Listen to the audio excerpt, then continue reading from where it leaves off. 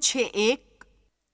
सो हम क्या कहें? क्या हम पाप करते हैं कि अनुग्रह बहुत हो? पौलुस लोगों को सिखा रहे थे कि पाप बेशक एक समस्या थी, परंतु कृपा आपसे कहीं बढ़कर थी, और यदि वे परमेश्वर की तरफ मदद के लिए जाएंगे तो उनकी कृपा लोगों की मदद करेगी नियंत्रित करने और जीतने में उनके जीवन के हर पाप और परीक्षा से। फिर वो समझाना आरंभ करते हैं कि हमें क्या करना होता है जब हम मसीह को अपना मुक्तिदाता स्वीकार करें। वो रहस्य, उसका आत्मिक पहलू जो हमारे साथ होता है जब हम मसीह को अपना मुक्तिदाता स्वीकार करते हैं, वो हमारे मरने पर स्वर्ग जाने की टिकट मिलने से कहीं ज्यादा होता है। वो इससे भी ज्यादा होता है कि हमारे पाप क्षमा हो जाते हैं जब हम मसीह को स्वीकार करते हैं। हमें एक बिल्कुल नया स्वभाव मिलता है, हम अंदर से एक नए मनुष्य बन जाते हैं। परमेश्वर हमारे आत्मा में कुछ डालते हैं जो हमें न केवल उनके प्रति जागृत करता है, बल्कि हमें नई इच्छाएं मिलती हैं और नई अभिलाषाएं। तब अचानक ही आपके अंदर गहराई से कोई करना चाहता है भले काम, पर बहुत काम हम असफल तरीके से करते हैं क्योंकि शैतान अभी भी हमारे बाहरी मनुष्य द्वारा दबाव डालता है, और हमें समय की जरूरत होती है ताकि हम अंदर के मनुष्य को भरपूर परमेश्वर का वचन खिलाएं और उन भली बातों को अभ्यास करें जो परमेश्वर हमें करने को कहते हैं, और ये सीखना आरंभ करें कि कितना अद्भुत होता है वैसे उपलब्धियां प्राप्त करना। हमें बढ़ना है, बढ़ना है, बढ़ना है। यदि आप बढ़ रहे हैं, ये अच्छा है। आपको क्रोध नहीं करना है यदि आप सफल नहीं है। खुशी की बात यह है कि आप बढ़ रहे हैं। हम बहुत समय गुजारते हैं परेशान रहकर क्योंकि हमने मंजिल नहीं पाई, और ये हमें रोकता है सफर का, जीवन का आनंद लेने से। बाइबल के अनुसार हम लगातार रूपांतरित होते हैं उनकी छवि में, लगातार रूपांतरित। यीशु हर वक्त परमेश्वर की दाहिनी ओर बैठते हैं और हमारे लिए मध्यस्थता करते हैं। इसका अर्थ है कि हमें लगातार उनकी जरूरत होती है।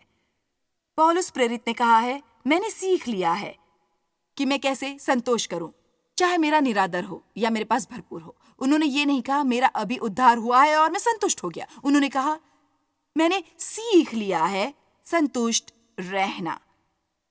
मैं सीख रहा हूं प्रेम में चलना। मैं सीख रहा हूं भले करने के प्रलोभन के सामने घुटने टेक देना।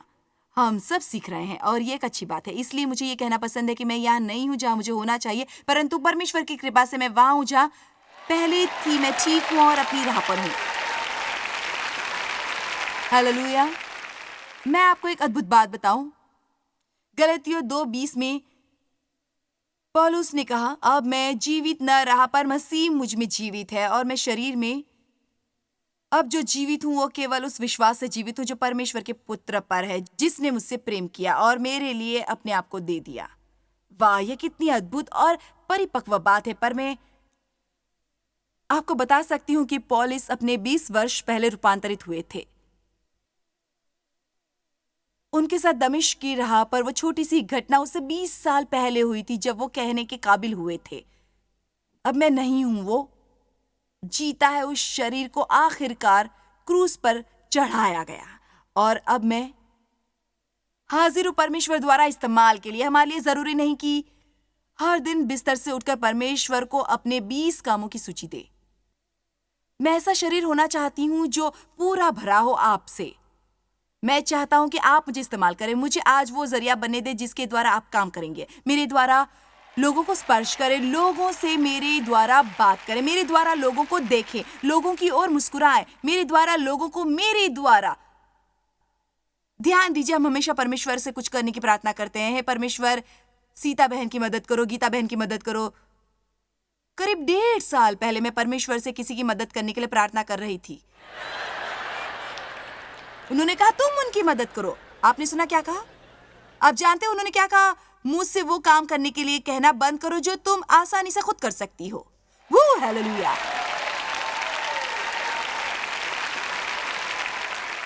हम अक्सर परमेश्वर से किसी के लिए कुछ करने की प्रार्थना करते हैं, वो करने की जो उन्होंने हमें काबिलियत दी है कि हम कर सके, पर हम वो बलिदान नहीं करना चाहते। यदि परमेश्वर हमें कोई जरूरत दिखाते हैं तो उसका कारण यह होता है कि हमें आनंद मिले वो जरूरत पूरी करने का। वो नहीं चाहते कि हम प्रार्थना करें कि कोई अन्य वो पूरा करे।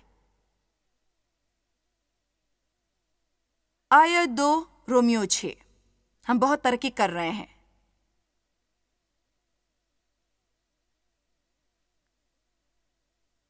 कदापि नहीं। हम जब पाप के लिए मर गए तो फिर आगे को उसमें क्यों कर जीवन बिताएं।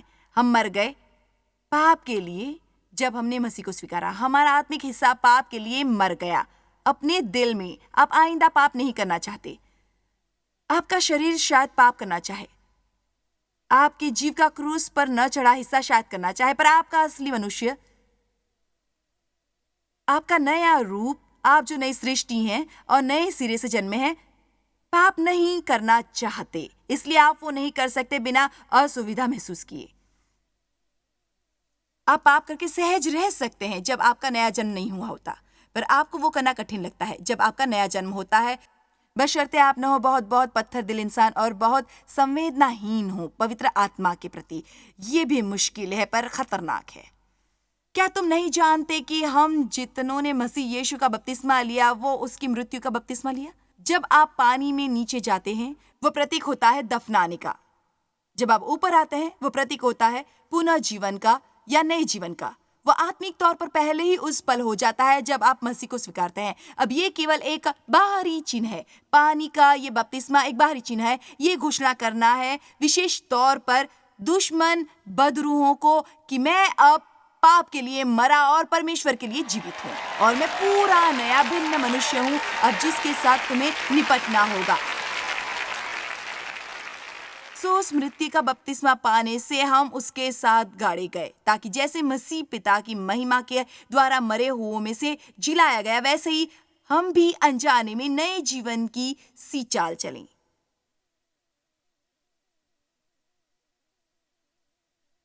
ताकि हम भी आदतन नए जीवन के अनुसार जिए और व्यवहार करें। कोई आश्चर्य नहीं कि पौलुस ने गलतियों से कहा, भलाई करते हुए थक न जाना। बस वो करते रहो जो सही है, वो करते रहो जो सही है, वो करते रहो जो सही है, सही है, सही है, सही है। मैं आपको कुछ बता सकती हूँ। मेरी तरफ देखिए, ये बहुत महत्वपूर्ण है। आपको वो करते रहना होगा जो सही है कुछ समय तक, जब तक आपको सही नतीजा न मिले।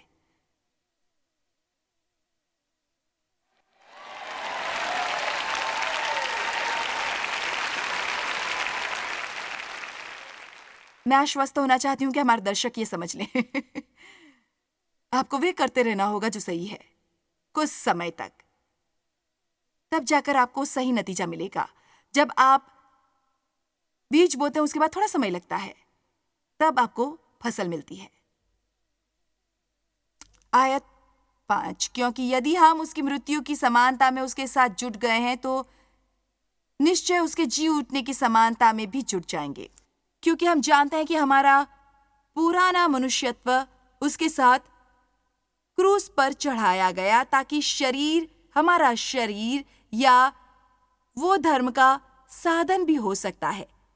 ये इस पर निर्भर है कि हम किसे वो इस्तेमाल करने देते हैं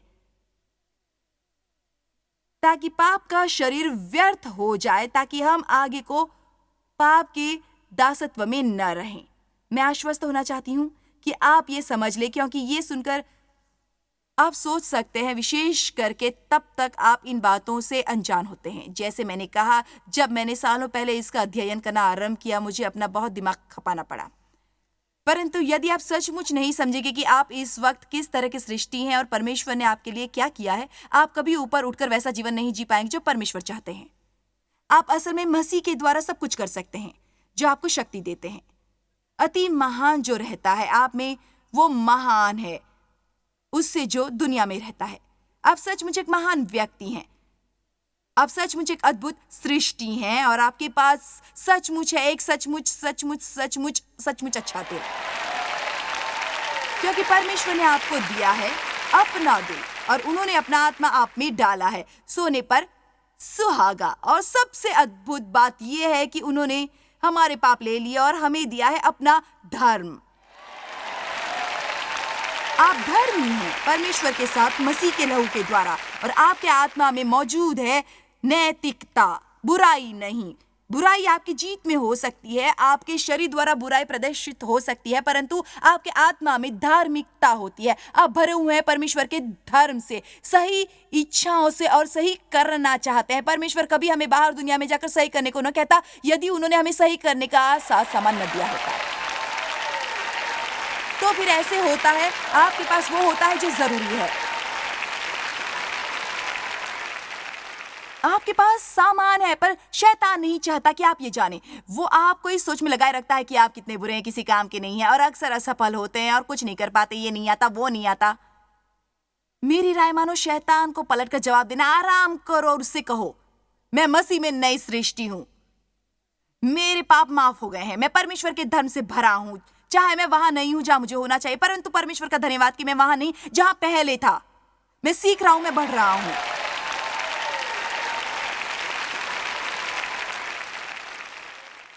आपको इस पर ध्यान लगाना है कि आप मसीह में कौन हैं। इसका यह अर्थ नहीं कि हम अपनी गलतियों के लिए जिम्मेदार नहीं है, पर ऐसा नहीं कि हम हर वक्त उनके बारे में सोचे, कुछ ना करके ये सोचते रहें कि हम क्या नहीं करते, क्या नहीं करते, क्या नहीं करते।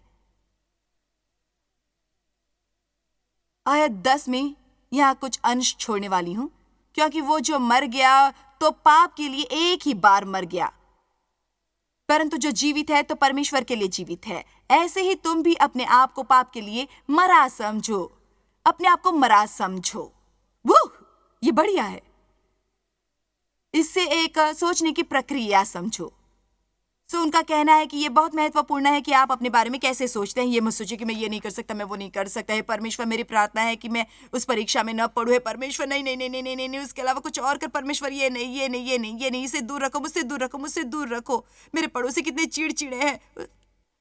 परमेश्वर, मुझसे नहीं होता दफ्तर जाना और वहां इकलौता मसीह होना। चाहे मैंने आपसे प्रार्थना की कि मुझे इकलौता करे और मैं एक अंधेरे स्थान पर रोशनी जैसा हूं। परमेश्वर, आपको मुझे वहां से निकालना होगा।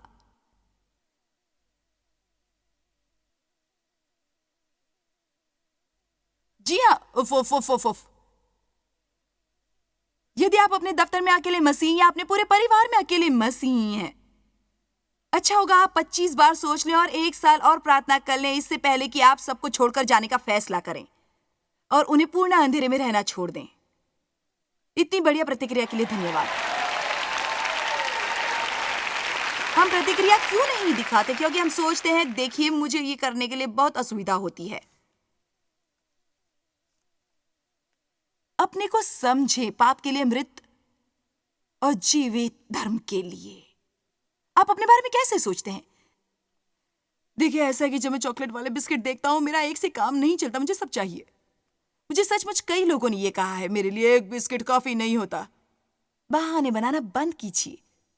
आप एक बिस्किट खा सकते हैं, बिना खाए भी रह सकते हैं। अब 2 बिस्किट खा सकते हैं, आप खा सकते हैं, परंतु बिना खाए भी रह सकते हैं। आपका नया जन्म हुआ है, आप पवित्र आत्मा से भरे हैं। आपको गुलाम बनकर नहीं रहना है बिस्किट के एक टुकड़े या समोसे या बियर की एक बोतल या मादक पदार्थ या असंतुलित खाने पीने की चीजों से। आपको केवल ये जानकारी की जरूरत है कि आप मसीह में कौन हैं, और शैतान को बताना है कि आप जानते हैं कि आप मसीह में कौन हैं।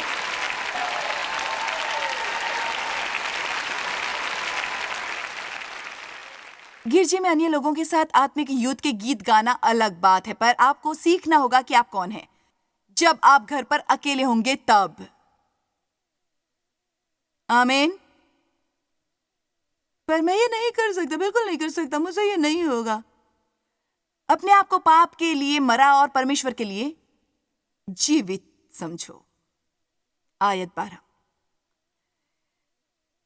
इसलिए पाप तुम्हारे मरणहार शरीर में राज्य न करे। क्या आप आयत 13 के लिए तैयार हैं? अब तैयार है 13 के लिए? हो, मेरे प्रभु।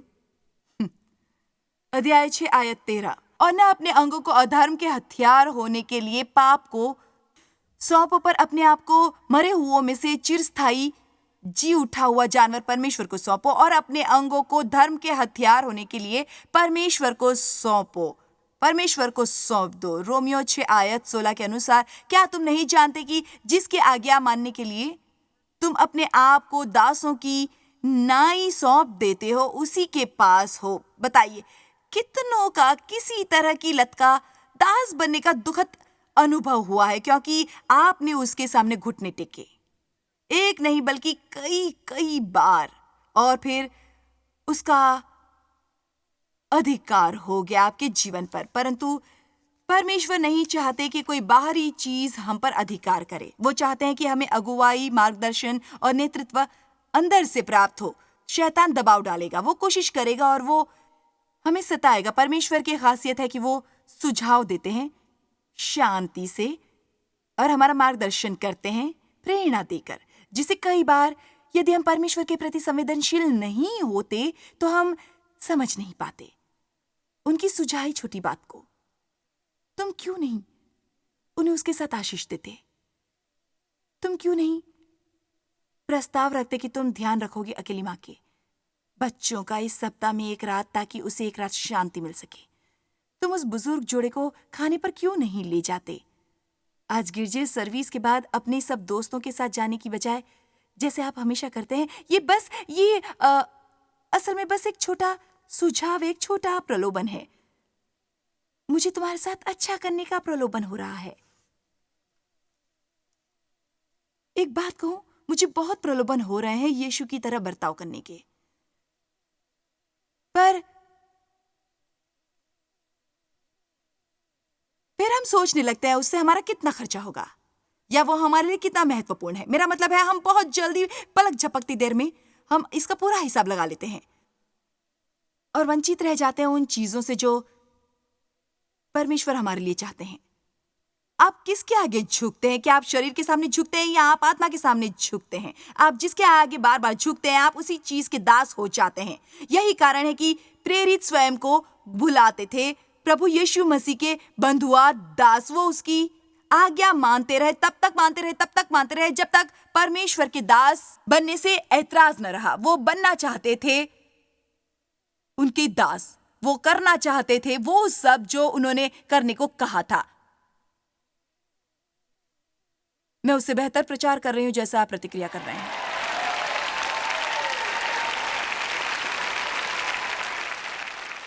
आइए रोमियो 2:15 देखते हैं। और जो मैं करता हूं उसको नहीं जानना, क्योंकि जो मैं चाहता हूं वो नहीं किया करता, परंतु जिससे मुझे घृणा आती है वही करता हूं। और यदि जो मैं नहीं चाहता वही करता हूं तो मैं मान लेता हूं कि व्यवस्था भली है और मैं उसका पक्ष ले रहा हूं। उसका कहना था, इसका अर्थ है कि पौलुस जानते थे कि उसका नया जन्म हुआ है, वो जानते थे कि उनका नया स्वभाव था। सो वो कह रहे थे, यदि मैं अपने पर काबू करके इस नए स्वभाव के मुताबिक नहीं रह सकता, फिर शायद इसका अर्थ है कि मुझे अभी भी पुरानी व्यवस्था की जरूरत है अपने को काबू करने के लिए। आयत 17, तो ऐसी दशा में उसका करने वाला मैं नहीं वरन पाप है जो मुझ में बसा हुआ है। अब मुझे सालों तक इसका अध्ययन करना पड़ा, तब जाकर मुझे ये समझ आया। वैसे पौलुस, यदि आपने ये किया है और आप कह रहे हैं कि वो आप नहीं जिसने ये किया है, तो किसने किया है? असल में तब मैं समझती नहीं थी पुराने स्वभाव और नए स्वभाव के बारे में। मैं शरीर और आत्मा का अंतर नहीं समझती थी। मैं आपको दोबारा कहती हूँ, आपको समझना चाहिए कि अंतर होता है शरीर, जीव और आत्मा में। आपको समझना चाहिए कि परमेश्वर आपके आत्मा में रहते हैं और ये कि उन्होंने आपको एक नई सृष्टि बनाया है आपके आत्मा में। आपके आत्मा में वो सब साज समाज है जिनकी आपको जरूरत पड़ेगी जीने को, एक शानदार विजयी परमेश्वर को समर्पित जीवन। पर आपके विरुद्ध बाहर से दबाव पड़ेगा, शैतान आपका विरोध करेगा आपके शरीर द्वारा। आपको एक फैसला करना है कि आप किस दबाव के आगे झुकेंगे। आपको एक फैसला करना होगा कि आप किसके आगे घुटने टेकेंगे, क्योंकि हम लगातार जिसके आगे झुकते हैं हम दास बन जाते हैं उसी चीज के। परमेश्वर का समर्पण करना हमेशा आसान नहीं होता, परंतु आखिरकार वो करना हमेशा सार्थक होता है। इसलिए परमेश्वर आपसे इस वक्त जो भी करने को कह रहे हो, मैं चाहती हूँ कि आप उसके विरुद्ध दबाव डालें जिसके विरुद्ध डालने की जरूरत है। परमेश्वर कभी आपसे ऐसा कुछ करने को नहीं कहेंगे जो आप नहीं कर सकते। आप शायद वो करना न चाहें पर कर सकते हैं। जिंजर मेरे साथ होगी जब मैं सवालों के जवाब दूंगी कि प्रलोभन से कैसे निपटना चाहिए। धन्यवाद जॉयस। इसीलिए उसकी 100 लाइन जो आप सिखा रही थी और ये एक हकीकत है, पर हम लगातार जिसके आगे झुकते हैं, बात मानते हैं, चाहे वो सही काम करे या गलत काम करे, हम सचमुच उनके दास बन जाते हैं, हम भला करें या बुरा काम करें। इसीलिए इनमें से बहुत से सवाल उन खास पहलुओं से संबंधित है जो हमें कई बार कठिन लगते हैं, पर मुझे ये सवाल पसंद है क्योंकि हम सभी को ऐसा अनुभव होता है। ये सवाल है न्यू जर्सी से और उनका कहना है, मुझे लगभग नामुमकिन लगता है ऐसे लोगों से प्रेम करना जो उसके लायक ही नहीं लगते। जैसे कि जब कोई मुझसे बदतमीजी करता है या निरादर करता है, तो मैंने पाया कि मुझे प्रॉब्लम होती है और मैं उन्हें दिखाऊं कि वो गलत है। उनसे प्रेम प्रदर्शन ना करके जो वो जानते हैं कि वो गलत है, इसलिए उन्हें प्रॉब्लम होता है इन पात्रों में और फिर वो जानते हैं कि ये गलत है। तो देखो, सबसे पहली बात जो मैं हमेशा सोचना पसंद करती हूँ जब मुझे किसी अन्य के दोषों के साथ निपटना होता है, और हम सभी को पसंद होता है कि बाकी सब लोगों को बताए कि उनमें क्या दोष है। हमें ये कहना अच्छा लगता है, ये मत करो, वो मत करो। मुझे अक्सर रोमियो 2 एक याद आता है, जिसके अनुसार जिस बात में तू दूसरे पर दोष लगाता है, आप ही वही काम करता है। ये अद्भुत है ना, जिंजर, जिस बात में तू दूसरों पर दोष लगाता है वही करता है ना? जी हाँ, ऐसा क्यों है? क्योंकि हमारे पास हमेशा अपने लिए बहाना होता है, पर दूसरों के लिए कोई बहाना नहीं होता। इसलिए सबसे पहले मुझे ये समझाना पसंद है कि चाहे मुझे कुछ अप्रिय भुगतना पड़ रहा है किसी अन्य के बुरे आचरण के कारण, पर मेरे जीवन में कई मौकों पर किसी अन्य को मेरे बुरे आचरण के कारण कुछ अप्रिय भुगतना पड़ा था। हमारे लिए आसान होगा लोगों को कठोरता से आंख ना बंद करना, यदि हमें समझेंगे कि हम कितने कमजोर हैं और परमेश्वर को कितनी बार हमें क्षमा करना पड़ता है। मुझे सचमुच परमेश्वर की दया के बारे में सोचना अच्छा लगता है, और ये कि परमेश्वर कितनी दया करते हैं हम पर हमारे जीवन के हर एक दिन। ध्यान दीजिए कि यदि हम में से कोई संपूर्ण होता, फिर हमें यीशु की कोई जरूरत न होती। मुझे अपने संबंधों में सचमुच मदद मिली जब मैंने जाना कि संपूर्ण नौकरी नहीं, संपूर्ण गिरजा नहीं, लोग संपूर्ण नहीं होते, हम गलतियां करते हैं। बाइबल में इब्रानियों 4 में लिखा है कि हमारा ऐसा महायाजक है जो हमारी निर्बलताओं को ठीक। समझता है, क्योंकि उसे भी परखा गया हर मोड़ पर बिल्कुल हमारी ही तरह, फिर भी वो निष्पाप रहा। सो मैं कृतज्ञ हूँ कि यीशु हमें समझते हैं। काश हम भी एक दूसरे को थोड़ा समझ ले। तुरंत फैसले सुनाने से पहले एक बार सोच ले। मेरा मतलब है, जब कोई खुलकर आपसे बदतमीजी करता है, हमें सबसे पहले इच्छा होती है कि उन्हें उनकी औकात दिखाएं, परंतु हम सीख सकते हैं इन भावनाओं पर प्रतिक्रिया न करना, प्रतिशोध न लेना उनके आधार पर, बल्कि असल में वचन पर अमल करना। और असल में ये अनुशासन है। बिल्कुल, और उसमें समय जी लगता है। हाँ, मैंने हाल ही में सुना था, पर मुझे याद नहीं किसने कहा था कि हम दूसरों को उनके कार्य से आंकते हैं, पर अपने आप को इरादों से आंकते हैं। क्योंकि मेरा इससे ये मतलब नहीं था, पर तुरंत निर्णय पर पहुंच जाते हैं कि हाँ, उसका वही मतलब था, बिल्कुल क्योंकि सही उन्हें कहा पता नहीं आपने। उनके इरादे क्या या है। किसी दिन हमें कोई शारीरिक कष्ट होता है, इसलिए हम चिढ़ते रहते हैं और हमें इस बारे में पता ही नहीं होता, और इसलिए हमें सचमुच कभी पता नहीं होता कि किसी और पर क्या गुजर रही है या उन्हें क्या समस्या है। हमें जीवन में ये सबक सीखना पड़ता है कि जिन लोगों के साथ हमें बाजार में और दुकानों इत्यादि में व्यवहार करना पड़ता है, कई बार वो इतने चिड़चिड़े और बदतमीज होते हैं कि हम सोचते हैं, कमाल है, मैं यहाँ अपने पैसे खर्च क्यों कर रही हूँ, और तुम और अन्य लोग ऐसे दिखा रहे हो मानो पैसे लेकर मुझ पर एहसान कर रहे हो, पर हम नहीं जानते उन पर क्या गुजर रही होती है। मुमकिन वो कोई औरत जिसका पति घर छोड़कर चला गया हो, उसे अकेली छोड़कर, या उसे सचमुच बुरी रिपोर्ट मिली हो डॉक्टर से, लोगों पर क्या गुजर रही है हमें नहीं पता होता। मैं ये मानती हूँ कि एक मौका होता है जब उनकी भलाई के लिए उनसे कहना चाहिए, देखो तुम्हें असल में इस तरह व्यवहार नहीं करना चाहिए। अच्छा नहीं लगता जब ग्राहक के तौर पर आओ और तुम्हारे साथ ऐसा व्यवहार किया जाए। याद रखिए, हमें हमेशा निश्चित करना है कि हम ये प्रेम से करें, ये सोचकर और नहीं आपने या और बहुत ठीक है अच्छा मैंने किया। अच्छा किया। अच्छा, एक और सवाल जो मेरे ख़्याल से बहुत अच्छा है और एक वचन है जिसका ये बहुत बढ़िया जवाब देता है। ये कैली है लंदन से और वो पूछ रही हैं कि मैं अपनी प्रॉब्लम के बारे में प्रार्थना करती रहती हूँ। मैं परमेश्वर को मेरे दिल की इच्छाएं बदलने के लिए कहती रहती हूँ। बहुत बार प्रार्थना करती हूँ, पर फिर भी मैं महसूस करती हूँ कि मैं बदली नहीं हूँ। कई बार मेरा हाल बदतर होता है। पर मैं जानती हूँ परमेश्वर ये कर सकते हैं। यदि मैं उन्हें करने दूँ, तो कैली को क्या करना चाहिए? वैसे तुम किस वचन के बारे में सोच रही हो? भजन संहिता में ये लिखा है कि यदि आप प्रभु में आनंद लेंगे तो वो आपके दिल की इच्छाओं को जरूर पूरी करेंगे। इसका ये हाँ, मतलब है कि वो हमारे दिल में वो इच्छाएं भरेंगे जो वचन के अनुकूल है। मुझे एक वचन याद आ रहा है, जिंजर, एक पतरस में से, जिसने सालों पहले मेरी सचमुच मदद की थी जब मैं ये सब समझने की कोशिश कर रही थी। यदि मैं वो करना चाहती, हूँ जो सही है, पर मैं फिर भी नहीं कर पा रही हूँ जो सही है, और मैं बहुत कोशिश कर रही हूँ वो करने की जो सही है, तो परमेश्वर मदद क्यों नहीं करते? और पतरस 5:10 के इस वचन के अनुसार, अब परमेश्वर जो सारे अनुग्रह का दाता है, तुम्हारे थोड़ी देर दुख उठाने के बाद आप ही तुम्हें सिद्ध और स्थिर और बलवंत करेगा। अब मैं जानती हूँ कि हमारे पास ज्यादा समय नहीं है इस पर बहुत सिखाने के लिए, परंतु मुझे इससे समझ आता है कि कई बार जब मैं अपनी कोई गलती मानती हूँ, परमेश्वर भी मुझे मदद करते हैं। कई बार हमें उसके कारण थोड़ा कष्ट उठाना पड़ता है जो हमने किया होता है, ताकि हम समझ ले कि ये ऐसा काम है जो परमेश्वर को नापसंद है। मैं बस इतना जानती हूँ कि यदि कोई वो कहना चाहे जो सही हो, यदि वो जारी रखे अध्ययन करना और उस पक्ष में परमेश्वर से मदद मांगना, फिर वो उससे मुक्त होंगे। परमेश्वर आपकी सुनेंगे और आपको मुक्त करेंगे। बाइबल के अनुसार वो हमेशा महिमा पर महिमा बदलते हैं। इसका अर्थ है थोड़ा थोड़ा थोड़ा करके, और फिर अचानक हम पीछे मुड़कर देखकर कहते हैं, वाह, परमेश्वर ने मुझे बदला है, मैं वैसा नहीं हूँ जैसे पहले था। जॉय स्माइल मिनिस्ट्रीज में आप हमारे लिए कितने अहम हैं, इसका आपको अंदाजा नहीं। हम आपके आभारी हैं और हम धन्यवाद करते हैं अपने सब मित्रों और सहयोगियों का कि उन्होंने इस विश्वव्यापी सेवकाई को संभव बनाया। मिलकर हम भूखों को खिला रहे हैं, गरीबों को पहना रहे हैं और कई देशों में सुसमाचार पहुंचा रहे हैं। कृपया हमसे संपर्क करें या विजिट करें jmmindia.org पर। आज ही अपनी प्रार्थना के अनुरोध बताने के लिए, हमारे साधनों के बारे में और जानकारी और जॉयस की सभाओं का शेड्यूल जानने के लिए, और हमारे सहयोगी बन जाएं दुनिया भर में मसीह का प्रेम बांटने के लिए।